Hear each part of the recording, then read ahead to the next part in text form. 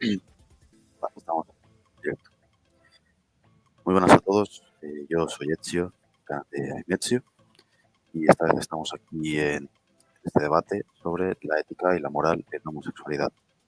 Sobra decir que yo no estoy a estar debatiendo, yo he prestado mi canal para hacer el debate, voy a estar moderando si es que es necesario, pero no, mi participación en el debate como siempre será mínima.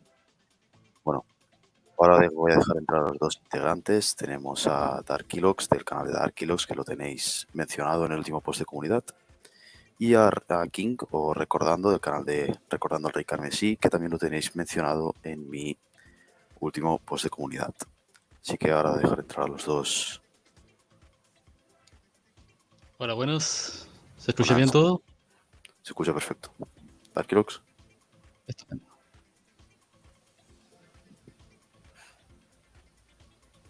Dark, ¿te funciona?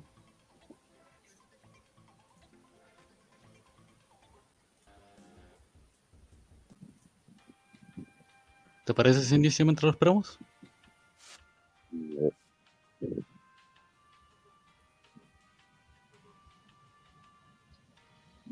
Bueno, ya. Lo voy a poner mi presentación por mientras, ¿ok?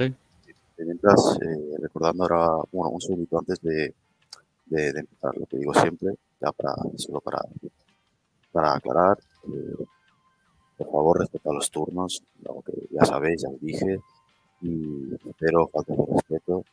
Ya después de esto ya dejo lo tuyo, te dejo preguntar, yo me muteo, hago como avisáis.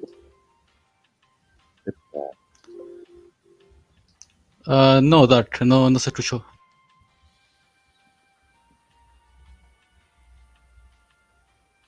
Bueno, voy a partir por mientras, ¿ya?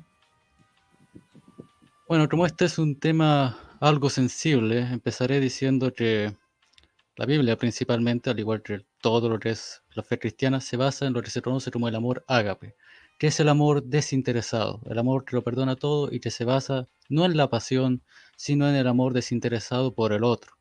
Como dice en el libro Sabiduría 11, como lo que basta inclinar a una balanza, es el mundo entero en tu presencia.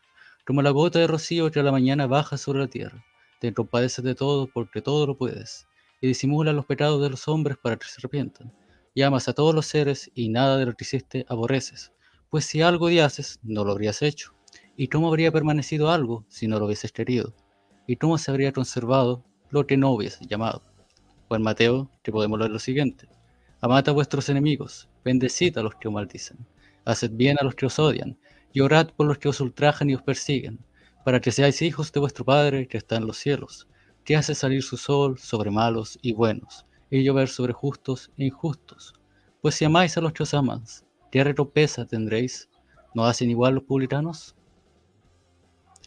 Muy bien, entonces mi punto es que a pesar de las discrepancias intelectuales, no está, al menos yo no estoy motivado por un deseo de opresión o de exclusión, y me imagino que Dark tampoco está motivado por un deseo de un relativismo absoluto donde nada importa, sino que hay discrepancias y se resuelve en un debate conversando.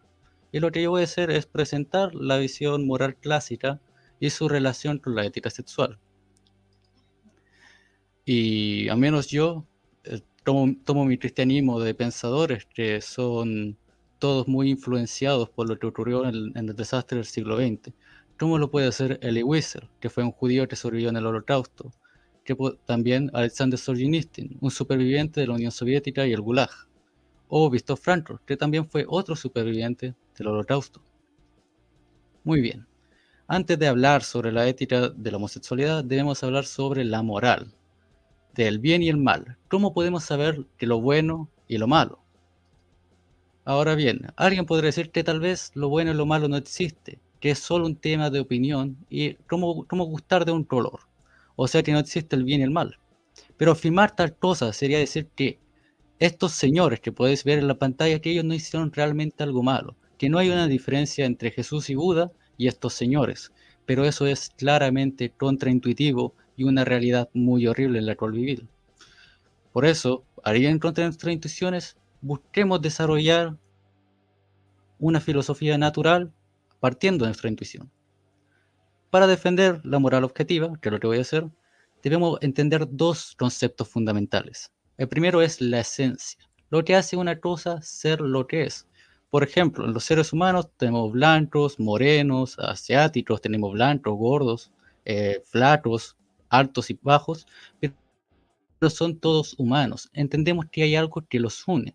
Eso que los une es la esencia, que es la humanidad. Se unen todos en la humanidad. Eso es lo que es común para todos ellos. Lo mismo con los gatos. Todos estos gatos son diferentes, pero todos entendemos que son unidos por su naturaleza. Y el otro concepto bien importante es la teleología. Como dirá Aristóteles en la cita que podéis ir, no es ni mera coincidencia el hecho que llueva a menudo durante el invierno, pero sí durante el verano, ni que haga calor en verano, pero sí en invierno. Ahora bien, todas estas cosas y otras similares son por naturaleza, como lo admitirán los que mantienen la anterior argumentación. Lo que esto trata de decir es que las cosas tienen un telos natural, una direccionalidad, una finalidad, un propósito. Por ejemplo, la semilla naturalmente se dirige a convertirse en un árbol. El ojo naturalmente se dirige a la vista, esa es su función. El intelecto con conocer la verdad. El neutrón con acercarse al protón. Entonces uno ve cómo en la naturaleza existen regularidades. Y estas regularidades se explican porque están en su esencia, en su naturaleza. Es una direccionalidad natural, intrínseca. Entonces, ¿cuál es la direccionalidad intrínseca del hombre? Esta es, como dice Aristóteles, el vulgo y las personas ilustradas dicen, el bien supremo es la felicidad. Es vivir bien, obrar bien, es hacer bien y participar del bien, que es aquello que todos desean. Es actualizar aquello que es potencialidad en nosotros. Por ejemplo, yo soy un ser racional, es una potencialidad mía el descubrir la verdad y por eso yo he de desarrollarme intelectualmente. Yo soy un ser social y por eso he de desarrollarme con amigos y con amistades, porque esa es mi naturaleza. Entonces yo encuentro mi felicidad y mi dicha siendo lo que yo soy. Y en este sentido es similar a lo que puede ser con un triángulo y un mal triángulo. El triángulo es aquel que se acomoda a la naturaleza del triángulo. Lo mismo es para el hombre. Pero el hombre es especial porque a diferencia del triángulo, él puede elegir si seguir su naturaleza o no. Y esto es algo muy bueno, porque a través de esto podemos afirmar que el bien y el mal existen, que hemos de seguir nuestra naturaleza y a partir de eso, porque los hombres están hechos para el bien, podemos defender el derecho humano. Ahora, los derechos humanos no son un tema de opinión, sino que están en nuestra naturaleza, por ser humanos. Como dice en el libro de Austin Faraday, los derechos existen porque estamos obligados a alcanzar nuestro último fin mediante la observancia de la ley moral. Por esto los derechos son esenciales, porque si debemos guiarnos hacia nuestro fin mediante nuestra libre voluntad, debemos contar con la garantía de inmunidad ante obstáculos en nuestra elección de los medios. No solamente eso, podemos también defender la existencia del Estado, porque si el Estado no tiene un origen de la naturaleza de los hombres, es artificial, es convención, o sea que es arbitrario. Y si el Estado no tiene una autoridad real a partir de la naturaleza, entonces los impuestos serían un robo, como, como fielmente dice Milei y los liberales más extremos. Pero si el Estado surge naturalmente de la familia, de las tribus, como aquel organismo que busca ayudar y proveer el bien de la sociedad y su seguridad, entonces el Estado tiene el derecho natural de pedir el impuesto a sus ciudadanos, porque si no habría un origen natural para el Estado, el impuesto efectivamente sería un robo. Ahora bien, ¿cómo se relaciona esto con la homosexualidad? Pues podemos ver que es una idea consistente, la moralidad clásica, pero ahora veamos cómo se lleva esto con la homosexualidad, que es el tema del debate. ¿Cuál es el fin natural de la sexualidad? Como evidentemente es la unión de los opuestos. Y esto es a través del matrimonio, en donde se hace una relación duradera para garantizar la seguridad de los niños y el apoyo mutuo a la pareja. Es una unión exclusiva, porque ambos se entregan los derechos del cuerpo al otro. Y es un contrato porque tiene una relación con la sociedad. Y es evidente que es el hombre el que se debe unir a la mujer y la mujer al hombre en matrimonio, porque el hombre completa a la mujer en lo que la mujer carece, la fortaleza, la fuerza. Y la mujer complementa aquello que carece al hombre, que es la capacidad de dar un hijo. Al igual que las mujeres, a diferencia de los hombres, tienden más a ser sociales, a tener una mayor inteligencia emocional. Entonces ambos sexos se complementan en aquello que carecen. Y esto es evidente en la procreación. Entonces el fin primario del matrimonio es la reproducción y la aparición del hijo. Y el segundo es el amor y la compañía entre los dos sexos. Y por este propósito de compañía, de amor y de lealtad, el matrimonio permanece incluso después de la adultez de los hijos.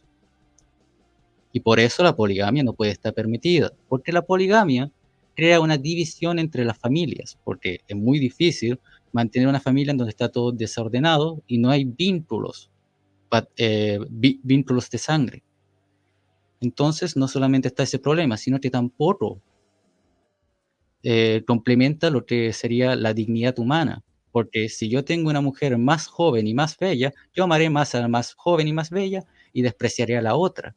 Nadie se casa 4 veces porque ama demasiado a la primera. Ahora bien, ¿qué dice la ciencia sobre esto? Bueno, en el artículo Somos monógamos, una revisión de la evolución de los vínculos de pareja en los seres humanos y su variación transcultural contemporánea, podemos encontrar a lo menos una revisión de 142 artículos.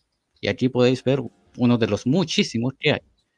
Y dice lo siguiente, por ejemplo, los datos del Standard Cross Cultural Sample dice, una muestra global representativa de sociedades principalmente preindustriales indican que el maestro poligénico, o sea, un hombre y múltiple mujer, está sancionado en casi el 85% de las sociedades. Sin embargo, al examinar más de cerca una sociedad poligénica, a pequeña escala, la mayoría de matrimonios son monógamos. Por ejemplo, entre los Savannah Pume, cazadores-recolectores sudamericanos, aunque ocurre la poligamia, el 20% de las mujeres y el 11% de los hombres se casan por la poligamia en algún momento de su vida, pero sin embargo la mayoría son monógamos. Lo que se puede deducir de manera más simple es que los seres humanos forman vínculos de pareja a largo plazo. Sin embargo, aunque los matrimonios de poligamia se encuentran en muchas sociedades, la evidencia etnográfica indica que la mayoría de las personas dentro de una sociedad viven en matrimonios monógamos que generalmente son exclusivos. Y en el artículo La monogamia humana tiene raíces profundas de la revista Scientific American de Blake Edgar, que es un editor senior de la Universidad de California, dice lo siguiente. La evidencia fósil, según el antropólogo Owen Lovejoy de la Universidad de Kent State, sugiere que la monogamia precede incluso al Ardipithecus ramidus, la especie más conocida a partir de un esqueleto parcial de una hembra de 4.4 millones de años, apodada Ardi, descubierto en la región de Middle Awash en Etiopía. Fue la cooperación, ya sea en forma de parejas monógamas, familias nucleares o tribus, lo que permitió a los humanos tener éxito cuando todos nuestros antepasados y primos fósiles se extinguieron. De hecho, la cooperación puede ser la habilidad más importante que hemos adquirido durante los últimos 2 millones de años, una habilidad que permitió a nuestra joven especie sobrevivir a través de periodos de cambio ambiental y estrés, y que determinó el futuro de nuestra especie. Esa fue mi presentación de mi argumento. Y es por eso que la homosexualidad estaría como un fin desviado del natural. ¿Se me escucha o no? Por supuesto. Vale, perfecto. Disculpen por la demora, es que tenía problemas con el micrófono y la cámara del coso del navegador o algo así. Vale, entonces puedo exponer mi presentación, ¿cierto? Claro. Vale. Sí, por supuesto. Ok, para empezar, voy a hacer primero una descripción como de mi postura y luego voy a empezar directamente a explicar cuál sería mi argumento principal, ¿no? A ver, creo que la homosexualidad debería ser aceptada en todos los niveles porque es una orientación sexual, una condición con la que se nace. La homosexualidad dejó de ser considerada como una enfermedad mental por la OMS desde 1990, aunque la Asociación Estadounidense de Psiquiatría retiró la homosexualidad de su manual de trastornos mentales desde 1973. Está bien documentado que en la naturaleza también hay conductas homosexuales, así que, y también tenemos constancia de que, pues, evidentemente tampoco es una moda, ¿no? No es nada nuevo. Ahora, me parece que la moral cristiana en este sentido entorpece el progreso de la ciencia y la sociedad en general, pues contribuye a que se siga estigmatizando. A día de hoy, por fortuna, gracias al movimiento LGTB, se han logrado avances significativos, principalmente el hecho de que ahora sean más aceptadas las diversas orientaciones sexuales y que se reconozcan sus derechos. Como ya sabrá la mayoría, los homosexuales fueron perseguidos y rechazados en diferentes puntos de la historia. En muchos casos, gracias a la influencia, mejor dicho, en muchos casos por culpa de la influencia religiosa e ideológica. Tan así que en un determinado periodo de la Edad Media llegó a ser considerado delito que se castigaba con la pena de muerte. Específicamente, los echaban a la hoguera, prácticamente. Y en mi propio país, luego de la Revolución Mexicana, y creo que incluso en el propio Porfiriato, pues no se les tenía muy buena estima a los homosexuales, ¿no? Entonces, en este debate intentaré demostrar principalmente intentaré desmontar el argumento del fin natural de la ética tomista, que a su vez se deriva de la ética aristotélica. Y a partir de allí, pues, según se requiera, iré abordando otra clase de cuestiones científicas y morales. Entonces, me gustaría empezar con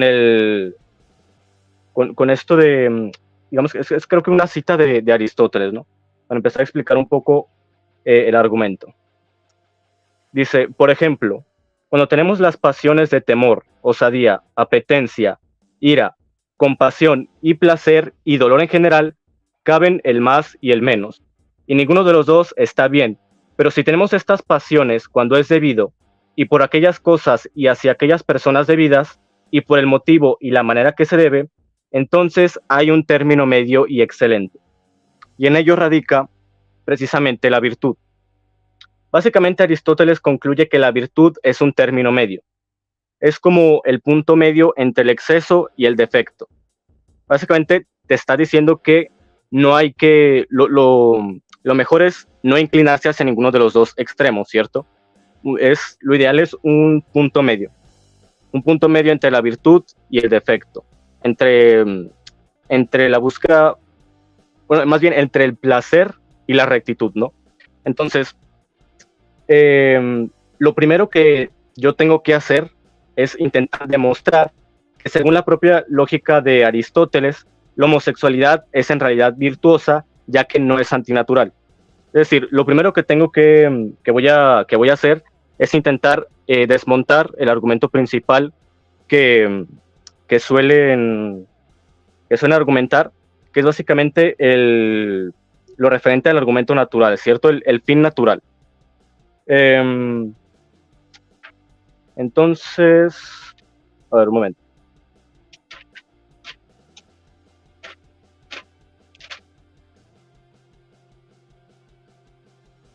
Está por...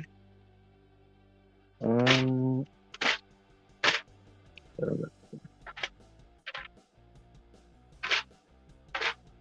momento que busco el apunte.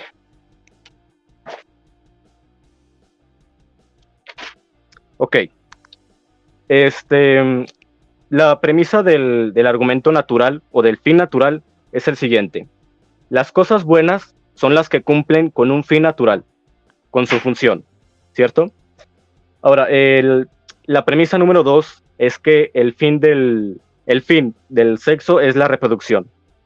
Y la premisa 3 es básicamente que el hombre está hecho para la mujer, ¿cierto? Ahora, como conclusión de estas tres premisas, se sigue que la homosexualidad es antinatural y por ello está mal. Es antinatural porque, pues, como explica la premisa 1, todas las cosas tienen una función o una predisposición o una inclinación. Por ejemplo, el fin natural de creo que lo había explicado incluso King, que básicamente como el fin de las piernas sería caminar, el de los pulmones sería respirar y viceversa, ¿no? Ahora, siento yo que la primera premisa es incorrecta, porque el hecho de que un objeto o entidad estén pensados con un fin no significa que forzosamente deban seguir ese fin. ¿Por qué? Porque el hecho de que no necesariamente sigan con este fin prescrito no implica, en todos los casos, que se esté atentando contra su propia naturaleza. ¿A qué quiero llegar? Me gustaría poner el siguiente ejemplo. En mi país hay un plato que se llama, o sea, digamos que es un recipiente, ¿no? Se le llama plato cerealero. Este plato, podemos decir que tiene el fin estricto de que te sirva cereal en él, básicamente. Ese sería el fin estricto del plato. Ahora bien, en el momento en el que yo uso este plato para servirme cualquier otra cosa, digamos, no sé, sopa o cualquier cosa, no estoy siguiendo con el fin estricto de este plato, porque el fin estricto sería servirse cereal. Para eso fue pensado, ¿cierto? Pero el hecho de que no esté siguiendo este fin estricto no quiere decir que atente contra la propia naturaleza del plato. Porque la naturaleza del plato, ¿cuál es? Porque el plato sigue siendo un recipiente. Es decir, en el momento en el que yo uso este plato para servirme cualquier otra cosa, el plato no deja de ser un plato, sigue siendo un recipiente y no estamos atentando contra su naturaleza. Ahora, ¿cómo se aplica esto a las relaciones sexuales? Bien, básicamente cuando el sexo se usa para buscar placer o reforzar el vínculo amoroso, no cumple estrictamente con el fin primario, que sería la reproducción, pero no deja de ser lo que es decir, sigue siendo sexo, ¿no? Básicamente. Entonces, también quisiera, digamos, hilar este último punto con el siguiente argumento. El estado actual del hombre es natural, porque es un ser social y por tanto vive en sociedad, crea cultura, crea religión, gobierno, ideología, etc. Por tanto, si es humano, podemos decir que es natural. Y la homosexualidad no es inhumana, porque responde a una necesidad y a una profunda emocionalidad como lo es el amor. Ahora, básicamente responde a esta emocionalidad del amor porque es una orientación sexual.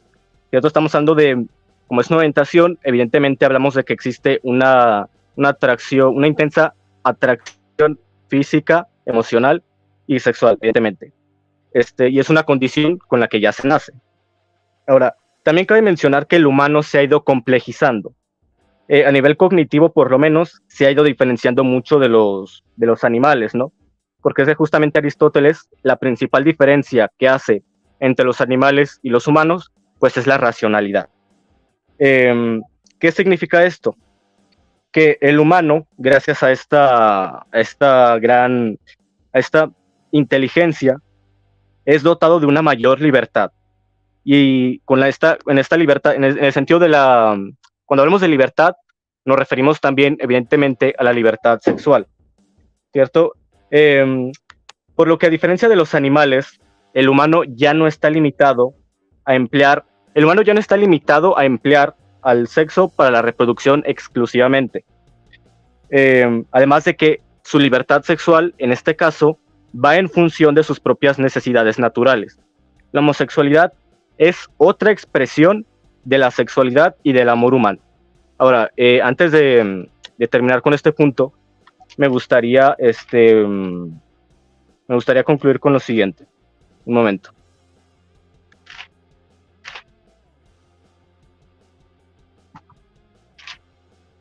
A ver.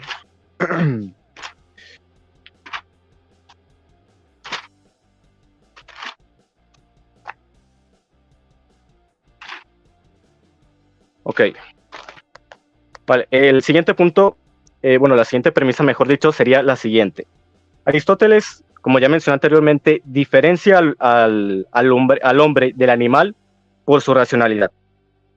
Pero, a mi juicio personal, por lo menos esa diferenciación se queda corta, porque el humano es también emocional. siente emociones a un nivel mucho más avanzado que el resto de seres vivos. Es un animal sensible porque es social. Esos dos puntos van de la mano, porque la principal herramienta que nos permite resolver cierto tipo de problemas que precisamente tienen que ver con una comprensión empática, esa comprensión empática nos ayuda a resolver diversos problemas, ¿cierto? Ahora, también para llevar una sana convivencia necesitamos de la emocionalidad, de la empatía, para poder, pues evidentemente, convivir en sociedad. Entonces, bajo esta premisa, le sigue una segunda premisa, que sería que el humano, como ya expliqué en el punto anterior, es complejo, se ha ido complejizando cognitiva y socioculturalmente, lo cual, volvemos a lo mismo, le otorga un elevado grado de libertad. Entonces, a raíz de esta complejidad, concluimos que los humanos tienen la capacidad de entender las emociones y también de experimentarlas a un nivel mucho mayor que el resto de seres vivos, porque en ellos lo que predomina es el instinto. Sí sienten emociones, pero no al mismo nivel que los seres humanos. El animal siente afecto, siente apego y siente cariño, pero no amor. Ahora, también otra cosa que nos diferencia del resto de seres vivos es justamente nuestra organización social, que es más compleja que la de ellos, ¿cierto?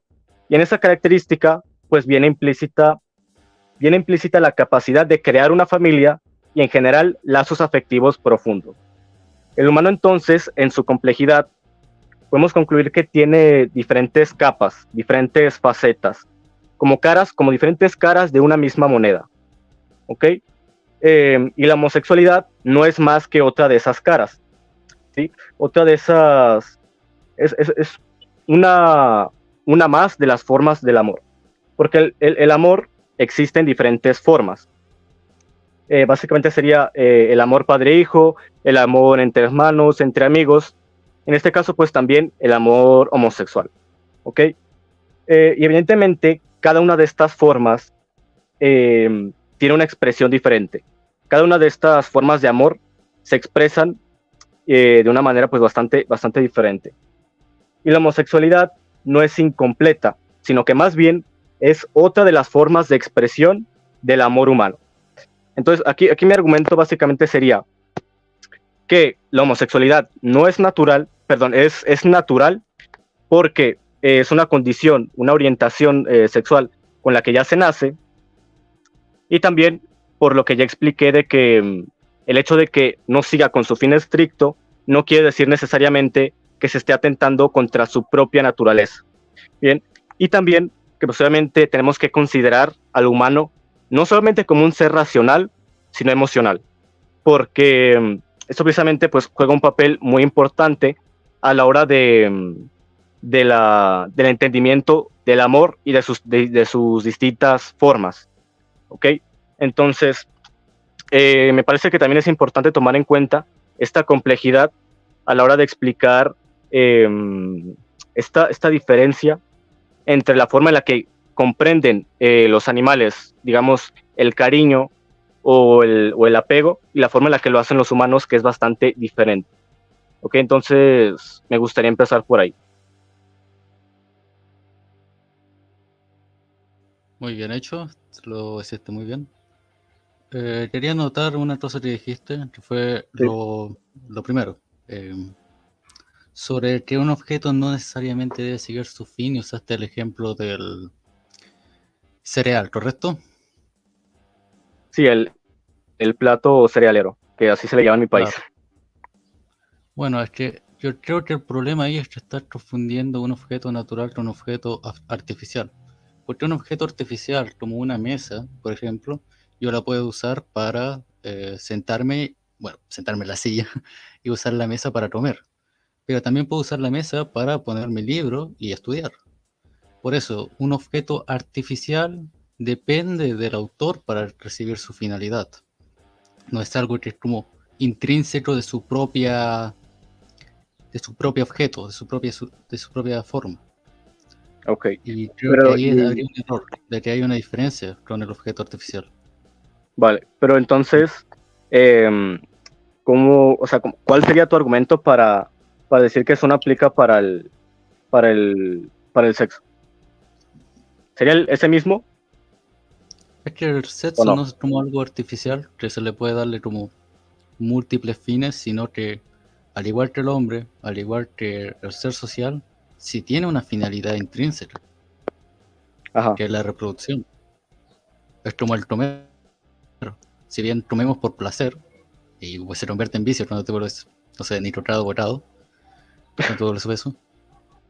Pero, pero el fin primario del comer es el alimentarse. Y cuando nosotros comemos por placer, no estamos negando ese fin natural y no nos estamos limitando. Porque si nosotros pudiéramos satisfacer nuestras necesidades de placer sin comer, estaríamos como abusando de ese beneficio de la naturaleza, pero a la vez limitándonos porque no lo estamos completándolo en su máxima expresión. Y entonces, Ok, claro, el amor y homosexual sí une a la pareja, pero sin embargo tiene este problema de que se limita a sí mismo porque niega esa función primaria. Y este gran problema es que eso que me dices tú, sí, pero es algo secundario a la función primaria. Y es porque, por ejemplo, si tú ves qué es lo que atrae al hombre de la mujer y veamos la composición física de los hombres, comparemos con la composición física de las mujeres. Las mujeres tienen esta composición piramidal, que es lo que atrae al hombre heterosexuales, y la composición pirámide inversa en los hombres, que es lo que atrae a las mujeres. Entonces, la misma composición física, al igual que la mental de los seres humanos, de los sexos, están hechos para complementarse el uno al otro. Incluso la operación de los mismos órganos sexuales están hechos con el fin de complementarse uno al otro. El hombre no puede darle nada a un hombre y una mujer nada a una mujer. De hecho, cuando las personas homosexuales realizan sus relaciones, son en cierto sentido una imitación de la relación heterosexual, porque tienen que utilizar objetos artificiales, o al menos en el caso de los hombres, la puerta de atrás. Pero el tema es que la puerta de atrás no tiene ese fin, sino que tiene otro. entonces ese sería como el argumento, ¿no? Básicamente. Claro, es como la misma física, la física de nuestra composición sexual. Todo esto está en base, todo esto está en relación a este fin primario. Ok. Pero y sobre otro que dije de la complejidad humana y el tema de la emocionalidad y las distintas formas del amor, ahí, porque a ver, para empezar, imagino que tú por lo menos reconocerás que la homosexualidad es amor, ¿no? Sí, por supuesto. Y es una disposición biológica y no es una enfermedad mental. Eso es algo que hay que Justamente, eliminar completamente. justamente. Pero, o sea, si admitimos que es una disposición natural, o sea, en el sentido de que no es una enfermedad, sino una condición con la que se nace, eh, cómo podemos decir que, em, que no es natural al mismo tiempo, ¿no? Porque como no sigue su función, ¿no te parece es una contradicción? O sea, en el sentido de que por una parte decimos que, porque claro, si no es una enfermedad mental, no es una desviación y es una condición con la que se nace, que ya se ha estudiado, entonces, ¿qué se supone que es? ¿No? O sea, si admitimos que es natural, entonces, ¿cuál sería el punto? ¿No? Es que no sé si decir que es natural como tal, sino una disposición biológica que se debe de provocar por un tema hormonal o un tema psicológico. O sea Y, que, y que eso provoca una desviación en el objeto. o sea que es una O lo sea, defines como una claramente. desviación. Sí, sería una desviación porque agarra un objeto que no debería ser reemplazándolo por otro. Y ahora la pregunta es, ¿por qué ocurre eso? ¿Por qué se da? Bueno, a ver, tengo entendido que existen varias hipótesis con evidencias bastante fuertes que justamente es también el tema que quería tocar de por qué se da la homosexualidad. Y es que, como podemos observarlo también, estas conductas en el reino natural, se ha estudiado que, por ejemplo, podría ser una estrategia evolutiva que ciertos organismos, o sea, son como unos genes que ciertos organismos desarrollan en función de sus necesidades. Por ejemplo, una cuarta parte de la población de cisnes negros, creo que era, de cisnes negros son parejas justamente de machos. ¿Y esto por qué? Porque obviamente al ser dos parejas de machos que son más fuertes y más corpulentos que las hembras, pues las crías van a tener una mayor probabilidad de sobrevivir. Entonces, ahí el argumento sería, si estamos viendo que en la naturaleza muchas veces estos genes podrían tomarse en base a una necesidad evolutiva, o sea, sí, básicamente son genes que toman en base a sus necesidades para enfrentarse a una serie de dificultades, ¿no? Y si vemos que en la naturaleza ocurren este tipo de cosas y que se puede explicar y justificar desde la biología y la evolución, entonces me parece, sinceramente, que aquí la perspectiva filosófica tiene un problema porque, o sea, tendría que negar a la ciencia. ¿Me explico o no? O sea, por lo menos desde la ciencia podemos justificar la existencia de la homosexualidad. Eso es mi punto. Claro, pero el tema acá es, otra vez, es volver al objeto. Ese es como el problema que tengo en hacerle sentido a lo que me estás diciendo. Entonces la pregunta sería cómo interpretar esto. Pero por la misma razón, por el tema del objeto, no me parecería coherente. O sea, lo que tienes es un dilema filosófico. Tal vez, pero lo que yo digo es que como el objeto claramente está dirigido hacia ese fin, ocurre eso, podemos explicar tal vez por la ciencia, porque aquí también tengo una dificultad yo de cuál es el motivo, porque cuando busqué sobre por qué ocurre la homosexualidad, encontré varias teorías. Es así, esa teoría de que es producto de la evolución para un fin social, que es como la teoría de los tíos, o sea que los homosexuales funcionan como protectores, ayudadores de la familia, que no buscan reproducirse, sino ayudar a la familia heterosexual. Sí, al mantenimiento de la tribu, ¿no? Podemos decir. Sí. Otro que encontré es esta idea de un gen gay. Y la otra que encontré es la idea de que es producida por un tema psicológico. Que encontré acá que dice... déjame buscarlo. Aunque lo tengo en inglés.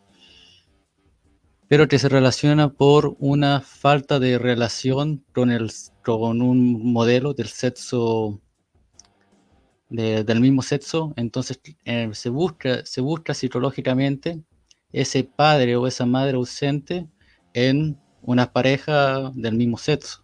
Entonces, para completar ese anhelo de pérdida, ese anhelo de paternidad o de maternidad, para reconciliarse con su propio sexo, se busca en el otro.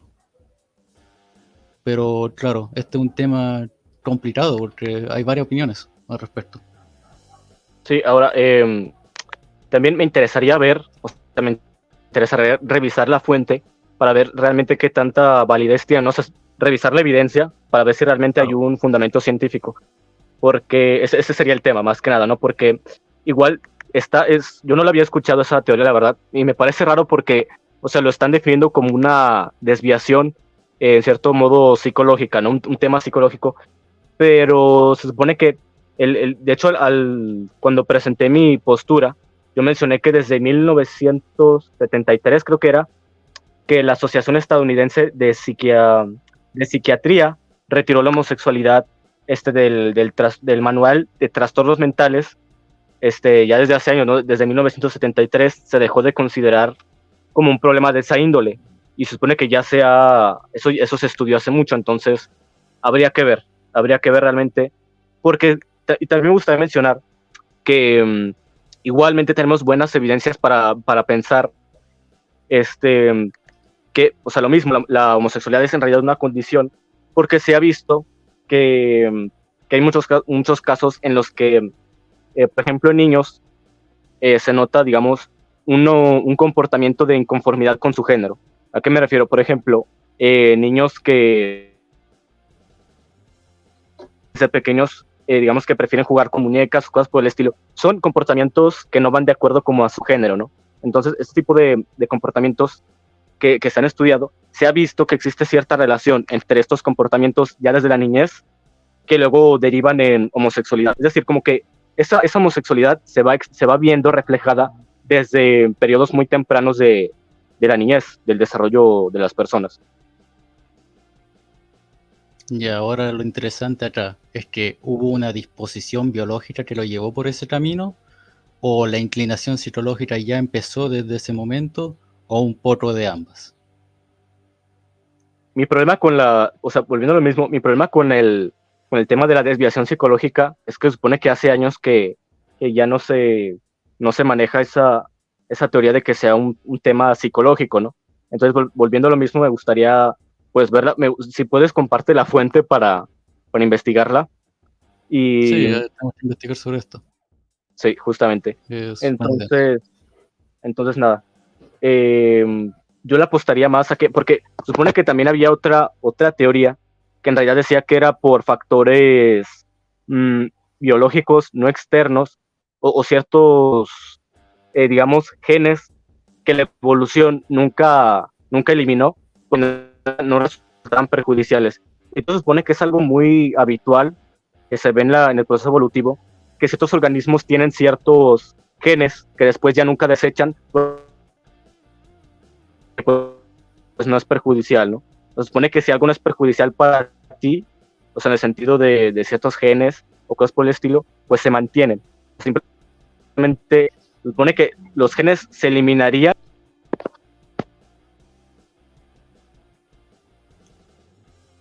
Creo que se cayó el internet.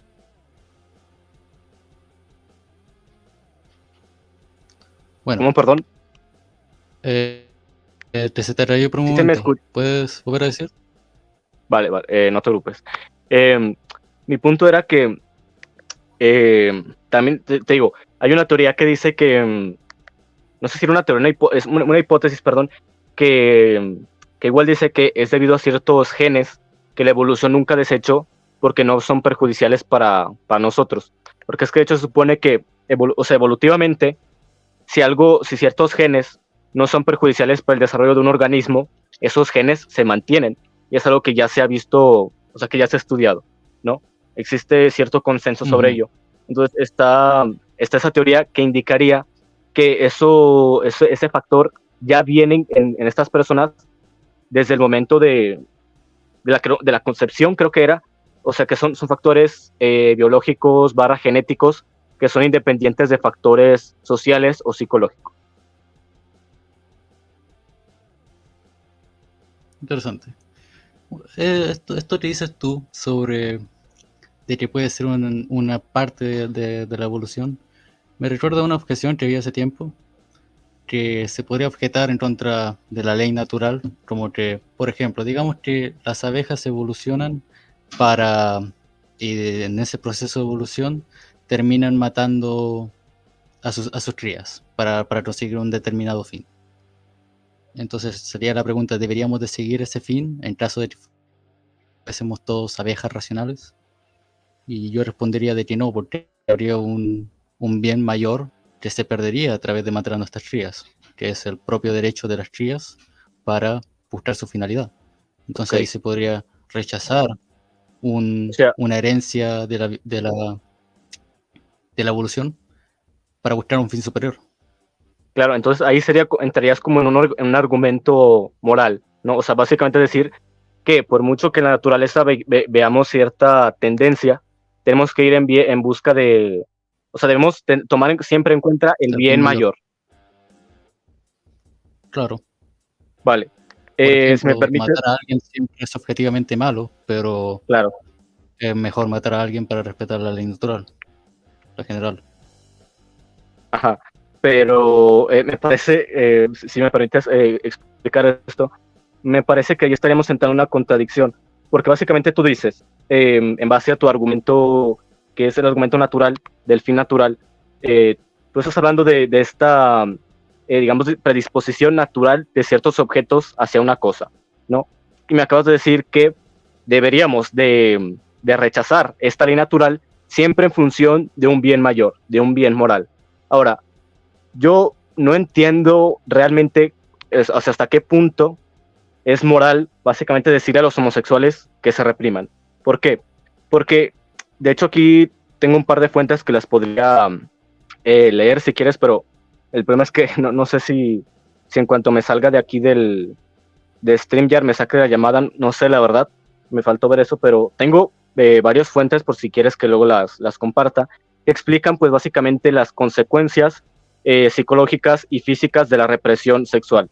Entonces, si tú me estás diciendo que debemos de rechazar una ley natural siempre que vayamos en búsqueda del bien mayor, en el momento en el que tú rechazas la homosexualidad y les dices que no pueden básicamente tener sexo porque eso es pecado, ¿no? Y porque está yendo en contra de la ley natural, pues estás causando, al contrario, estás causando un sufrimiento innecesario. Porque, claro, la represión, como acabo de explicar, la represión sexual trae un montón de problemas.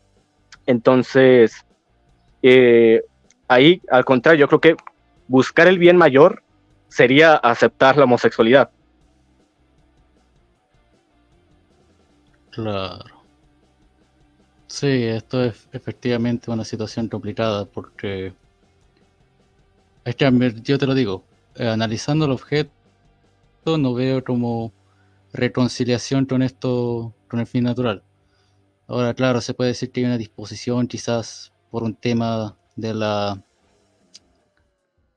evolución, pero otra vez volviendo al objeto, no me parece que sea como justificable. El problema que estaría ahí es que, claro, se debería decir, bueno, tomemos la castidad. Pero el problema es que, como estás diciendo acá, es que la sexualidad es una de las fuerzas más fuertes que tiene el ser humano. Y evidentemente eso causa un montón de problemas psicológicos y emocionales. Justamente. Y además de que si decimos que está mal, ya tenemos un estigma. Entonces, claro, Sí. es una situación sin duda complicada. Me recuerda mucho a la situación de las personas transgénero. Sí, Que justamente. también encuentran una dificultad similar, especialmente porque muchas de estas tienen un tema en su cerebro que se asemeja al género opuesto. Claro. Y ahí, esa afirmación que acabas de hacer, pues claro, eso es ya está respaldado por la ciencia, ¿no? Entonces, no, me parece que no hay objeción en cuanto a ese punto, ¿no? Que efectivamente, pues, en el tema trans, pues no sería como un tema social, ¿no? Es un tema que ya viene, podemos decir, no sé si biológicamente o químicamente más bien, no lo sé, pero ahí esa afirmación es correcta. Ahora, me parece que sí que entramos en este problema de que, o sea, hablamos de que la ley natural muchas veces se debería de rechazar, por así decirlo, porque pues vamos, como seres racionales y emocionales, pues deberíamos de ir en pro del bien mayor o del bien moral. Pero el tema es que aquí nos encontramos con el problema de que rechazar la homosexualidad, porque es pecado, por esto, por lo otro, pues termina causando un montón de daño que al final se convierte en algo completamente inmoral. Ahora, también me parece, esto es una,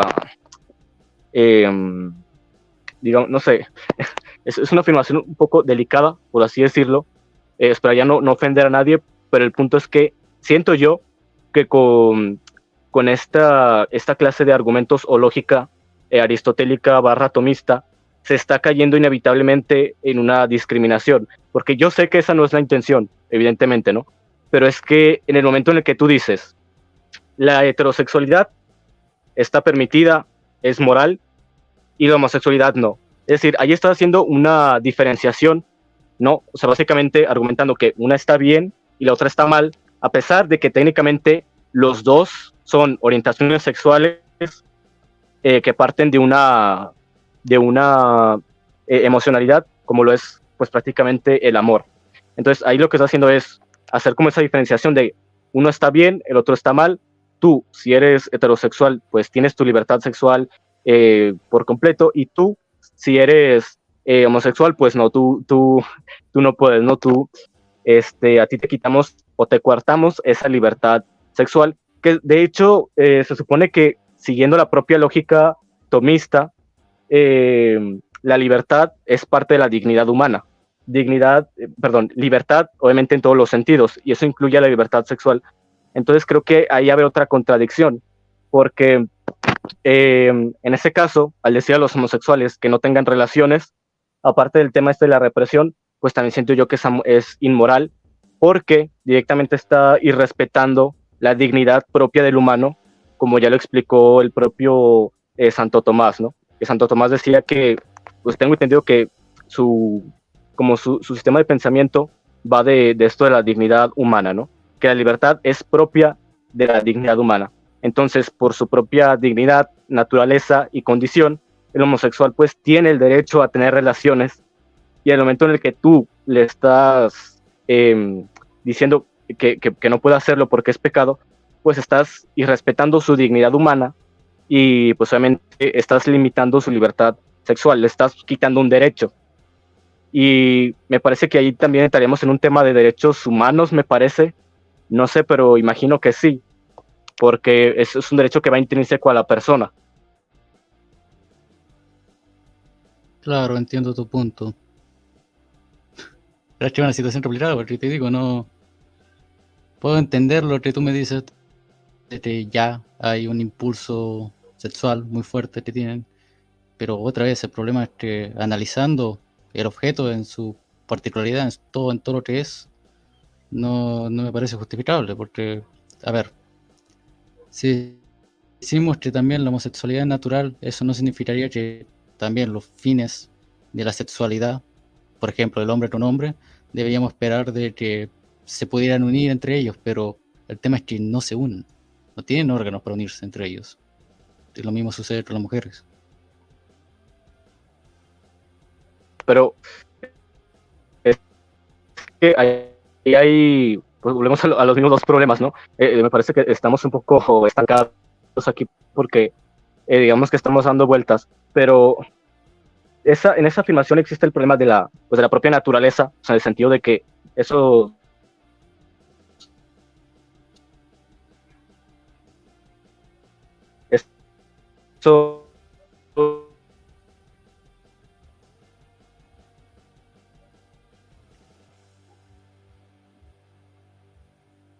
que los animales también tienen esa clase de conducta. Entonces, ¿cómo aplica eso? O sea, los animales simplemente están siguiendo los instintos. Eso.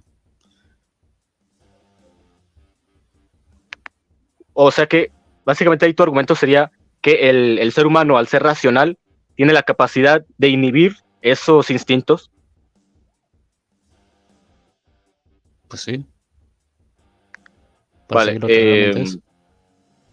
Claro, pero el punto, y aquí vendría el argumento que ya expliqué, de la emocionalidad, que obviamente somos seres racionales, pero también emocionales, ¿ya? Entonces, ahí el tema es que los animales obviamente no tienen el concepto de amor como si lo hace el ser humano.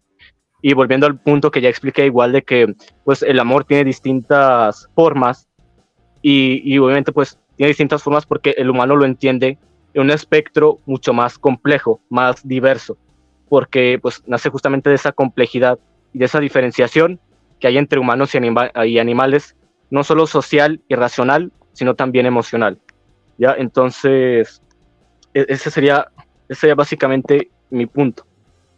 Claro, pero cuando tú hablas de las relaciones también por amor, si comparamos las relaciones paternas o las relaciones entre hermanos o entre amigos, todas estas están acompañadas por la naturaleza y no encuentran contradicción. ¿Naturaleza en qué aspecto?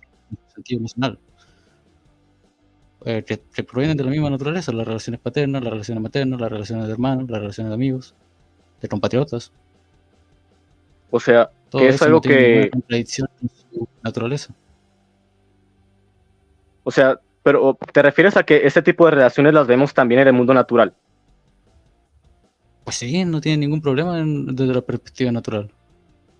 Claro, pero, o sea, también, o sea, volviendo a lo mismo, como a nivel cognitivo, somos superiores a los animales, volviendo a lo mismo, pues, o sea, el animal obviamente va a sentir un apego y un cariño, pero me parece que no es comparable realmente las relaciones sociales humanas, que son más profundas en un aspecto sentimental, el lazo sentimental con los animales. O sea, me parece que ahí es una comparación No, pero se que acompañan. no cabe. Están unidas, a eso voy yo. ¿Cómo, perdón? A ver, no sé si se me está entendiendo, pero lo que yo me refiero, que en la relación paterna entre padre e hijo, ya eso es una relación dada entre la naturaleza, y esa se hace más grande en los seres humanos, porque en los seres humanos hay esta unión espiritual de cariño, de ágape, como dice ahí, bueno, filial, filial.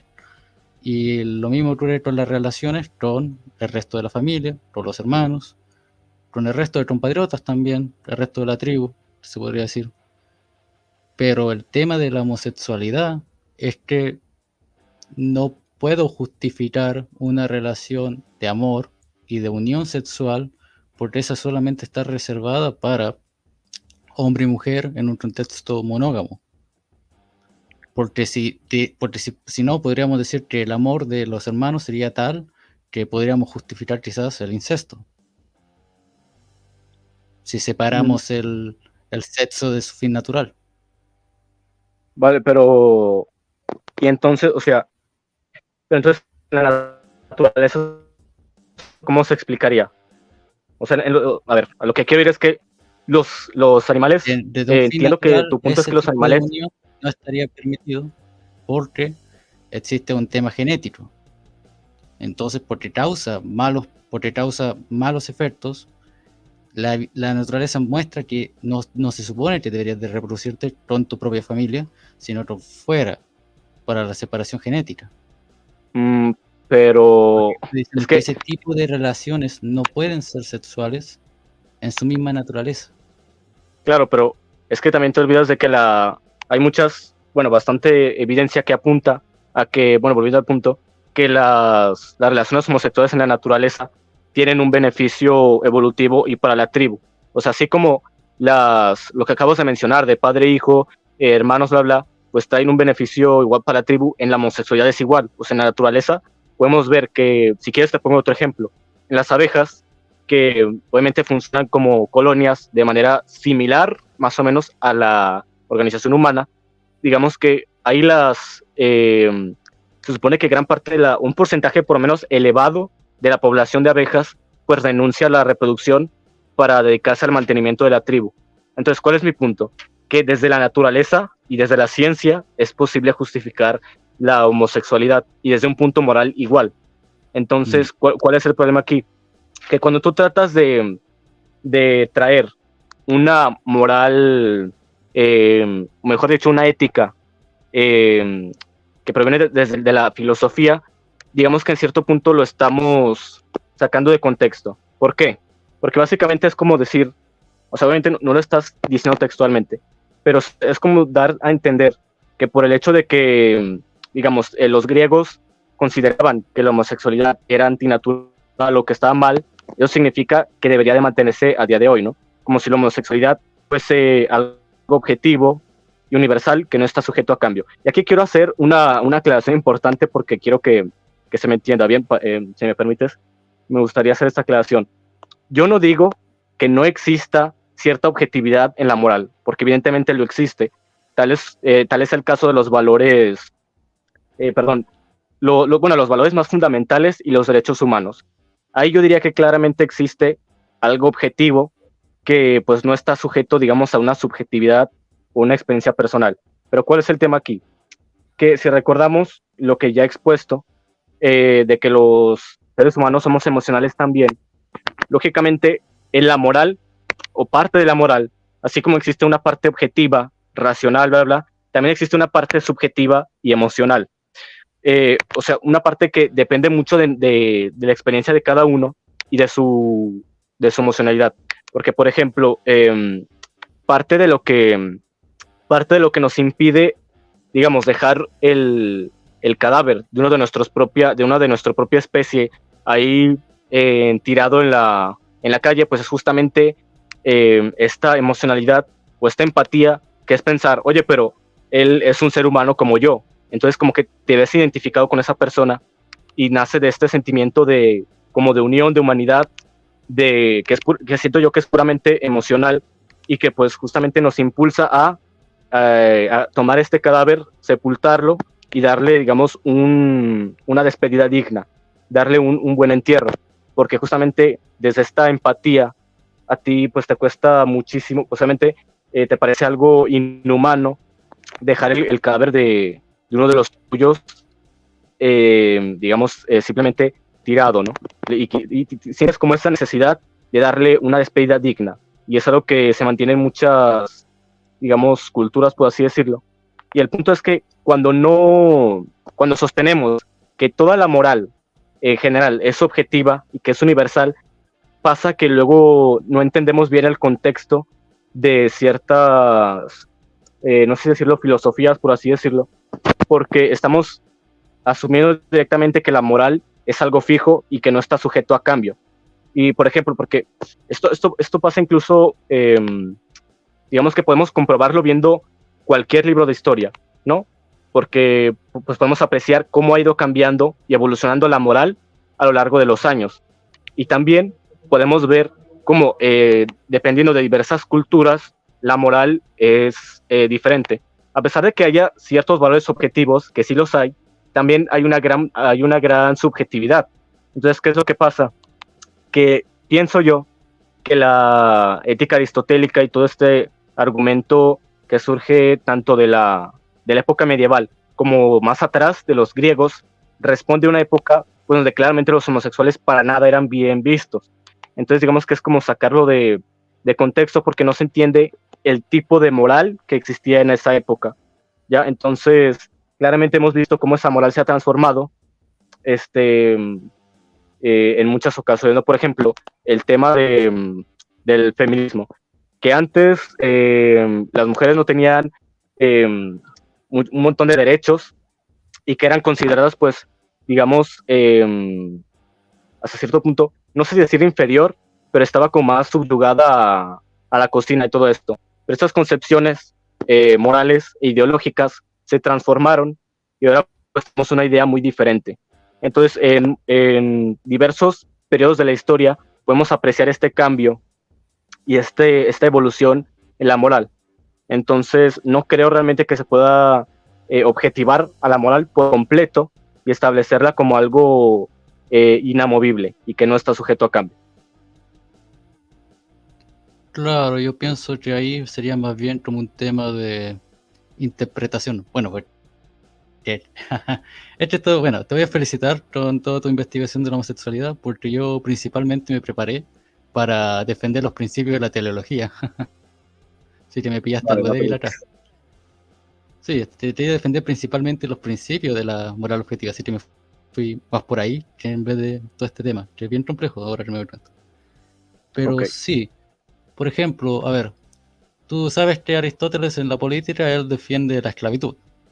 Y él defendía muchas cosas que hoy en día, de la misma tradición escolástica, se considerarían como algo malo. Y no es tanto los principios que utilizó Aristóteles, sino más bien la interpretación que él hizo. Entonces tu argumento podría ser como que, ya, si bien estos principios está bien, admitamos los derechos naturales, admitamos todo esto, pero sin embargo, parte de estas interpretaciones, como que la homosexualidad es un pecado, estaría malas y no reflejarían correctamente la realidad. Entonces sería más como un error de la interpretación más que de los principios, ¿no? Sí, y es que aparte, digamos que implica mucho, o sea, yo lo que diría es que más bien está hasta cierto punto sesgada, ¿no? Porque incluso, por lo que sé, incluso en la época medieval, llegó un punto en el que creo que sí lo mencioné en mi presentación, que llegó un punto en el que la homosexualidad en cierto periodo era visto como un delito literal y era castigado con la pena de muerte, que creo que era de hoguera, o sea, literalmente mandarlos a la hoguera y condenarlos con pecado, obviamente. Los musulmanes siguen haciendo eso a día de hoy y los tiran de de edificios. De hecho, Daniel Haqiqatjou, un famoso apologista musulmán, el cual defendió el casamiento infantil, hizo una broma en Twitter de celebremos el orgullo gay poniendo una foto de un rascacielos. Dios. Sí, estoy metido en ese mundo de pelear el Islam, entonces cuando es chistoso, yo siempre veo, cuando veo a alguien criticando por la moral cristiana, yo pienso en la moral musulmana y es como, compadre, eso es 1000 veces peor. Pero sí, es un muy buen punto, hermano, muy buen punto. Sí, y te digo, otro punto que me gustaría mencionar, obviamente me parece que viéndolo igual desde el punto de vista moral, pues sí tiene muchas complicaciones, porque pues obviamente no creo que estés de acuerdo con el hecho de que no se reconozca los derechos de los homosexuales o que se les mande a la hoguera por el hecho de ser lo que son, ¿no? Claro, por supuesto, estaría completamente en contra de los rascacielos. Sí, entonces creo yo que incluso siguiendo la propia lógica tomista que dice que hay que respetar la dignidad humana y que en esa dignidad pues justamente viene pues claro el concepto de un poco de bien y mal y la libertad y todo esto. Yo creo que el bien mayor es aceptar a los homosexuales porque en caso contrario, en caso de rechazarlos, intentemos ponerlo en una balanza, ¿ok? ¿Qué pasa si rechazas a los homosexuales? Pues los estás, como ya expliqué, discriminando, aunque sé muy bien que esa no es la intención, pero lo terminas haciendo, además de que, bueno, sigues contribuyendo a su estigmatización, de que muchos, no sé, a lo mejor muchos homosexuales que sean cristianos puedan sentir como esta opresión, o sea, de decir, oh, no, es que yo como soy homosexual, soy malo, soy un pecador, entonces ya esa persona ya no puede disfrutar plenamente de su sexualidad, no va a ser una persona feliz, ni virtuosa, ni plena, y ni nada de eso, ¿no? Entonces, estás causando un montón de sufrimiento innecesario por el hecho de la discriminación, de la represión, de limitar su libertad sexual, y posiblemente de todas estas cuestiones, ¿no? Que en parte, pues claro, precisamente yo creo que una de las mayores victorias del movimiento LGTB, pues es que se reconozcan sus derechos, porque antes ni eso, ¿sabes? O sea, se les trataba como si fuesen animales. Entonces, me parece que la tendencia que hemos estado llevando en esta sociedad, por fortuna, ha sido el respeto hacia la dignidad, la libertad y el bien de los homosexuales. Claro, eso es lo fundamental, velar por el bien de todos. No como algunos basaditos en Twitter, como, mira, voy a hacer un chiste buenísimo. A ver. Saludos, plebe. Ya, Oh, Dios. muy torciado. Bastante. Bueno, no sé, algo más, no sé si hay algo más que tengamos que comentar. Porque fue bastante bueno. ¿Cómo? Perdón, no escuché eso último, disculpa. Pienso que podríamos acabar el debate atrás porque fue bastante bueno. Lo digo porque yo principalmente vine preparado para defender lo que era la teleología, así que vale. me quedé como débil en la interpretación.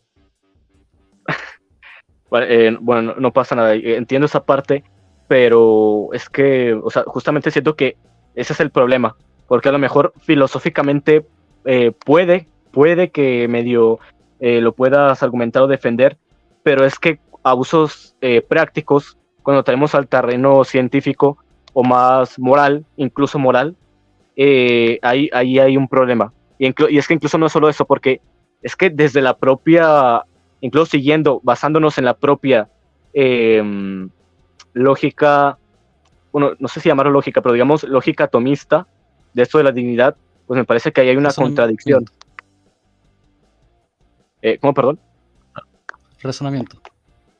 Sí, y aparte siento que todo este tema también trae una serie de problemas para la moral cristiana, porque pues estaríamos, porque claro, si para empezar, si nosotros reconocemos que la homosexualidad es amor, entonces cómo puede ser que Dios esté en contra del amor. Ahora, igual, si Dios ama a todos sus hijos, ¿por qué discriminaría a unos y a otros no? Si Dios está en favor de la libertad, ¿por qué directamente les arranca la libertad sexual a los homosexuales y no a los heterosexuales? ¿No? Entonces trae una serie de problemas que a mi parecer son complicados de resolver. Entiendo. Nada, fue perfecto. Yo pienso que lo podemos dejar atrás porque no pusimos realmente en cuestión lo que era la teología. Pero sí, fue bastante bien. Vale.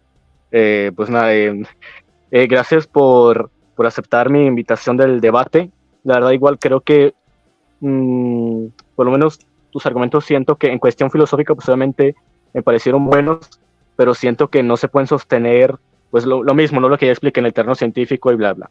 Entonces, pues nada, gracias por estar aquí, igual a Ezio. Muchas gracias a todos por pues darnos esta oportunidad para debatir y para charlar y todo. Y pues nada, fue muy ameno, bastante agradable. Por supuesto. O sea, y si quieren hablar de cualquier otro tema, me avisan nomás. Claro. Ok, perfecto. Nos vemos. Bye, bye. Dios. Vaya. Ha sido una locura, ¿eh? Fantástico. Uy, no, el debate no va a sobreganar, ya lo sabéis. Pero vaya, ha sido un gozo, la verdad, ver un debate así entre gente que no se ha basado más en faltas de respeto, como por ejemplo en el primer debate. No he tenido que moderar, no he abierto la boca en toda la hora, no se ha necesitado un moderador, o sea, fantástico. Ha sido fantástico, la verdad. No nos vamos a engañar. Muchas gracias a los dos también, que bueno, Darkirok sí que me está escuchando, aunque King no, pero muchas gracias a ambos por haberlo hecho tan bien. La verdad, eso ha sido fantástico, ha sido una locura. Bueno, así que ya para no seguir... ¿Ha terminado ya? Sí, ha terminado ya. Ha estado súper bien, la verdad. Así que para no manchar el debate, porque no quiero ponerme a hablar aquí 5 minutos más y que quede el debate manchado, porque de verdad que quiero conservar este debate completo ya, o sea, voy a dejarlo ya aquí. Así que muchas gracias a todos por haberlo visto y haber estado aquí. Los que habéis estado desde el principio, como Foxe, y los que no, pues bueno, igualmente gracias también por haberos pasado. Y así que nada, yo me despido. Nos vemos la semana que viene si hay otro debate, que seguramente sí que lo hay. Y el vídeo que lo subiré seguramente la semana que viene también. Así que nos vemos y muchas gracias a todos. Chao.